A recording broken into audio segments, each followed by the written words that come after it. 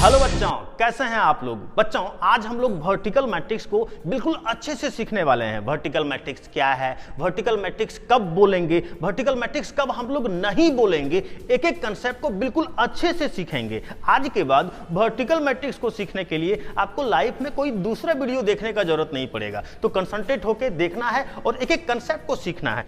कहता है if number of rows is greater than the number of columns in a matrix, यानी यदि एक मैट्रिक्स में रॉ का संख्या कॉलम के संख्या से बड़ा हो, देखो मेन बात पकड़ना, रॉ का संख्या कॉलम के संख्या से बड़ा हो, यानी ये समझ रहे हो ना, मेन बात तो यही है यार, रॉ का संख्या कॉलम के संख्या से बड़ा होना चाहिए, देन दैट मैट्रिक्स, तब उस मैट्रिक्स को इज कॉल्ड कहते हैं। क्या कहते हैं? Vertical matrix. यानी हम वर्टिकल मैट्रिक्स तभी बोल सकते हैं जब रॉ का संख्या कॉलम के संख्या से बड़ा होगा, रॉ का संख्या कॉलम के संख्या से बड़ा होगा, यही ना। यानी हम क्या बोलना चाह रहे हैं, पहले बात को समझिएगा। जैसे मान लीजिए हमारे पास एक मैट्रिक्स ये है, ठीक, चलिए इसका ऑर्डर को लिखते हैं।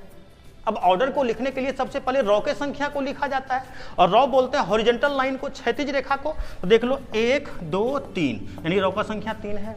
उसके बाद कॉलम का संख्या, और कॉलम भी बोलते हैं वर्टिकल लाइन को, ऊर्ध्वाधर रेखा को। तो देख लो 1 और 2, देखो रॉ का संख्या, सॉरी कॉलम का संख्या 2 है।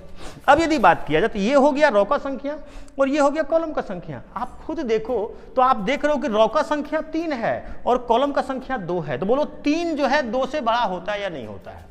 हाँ यार, होता है। तो हम क्या देख रहे हैं कि इस मैट्रिक्स में रॉ का संख्या कॉलम की संख्या से बड़ा है, और जैसे ही बड़ा दिखेगा उसी को तो हम लोग वर्टिकल मैट्रिक्स बोलेंगे। यानी हम वर्टिकल मैट्रिक्स तभी बोल सकते हैं जब रॉ का संख्या कॉलम की संख्या से बड़ा होगा, रॉ का संख्या कॉलम की संख्या से बड़ा होगा। बात समझ में आ रहा है?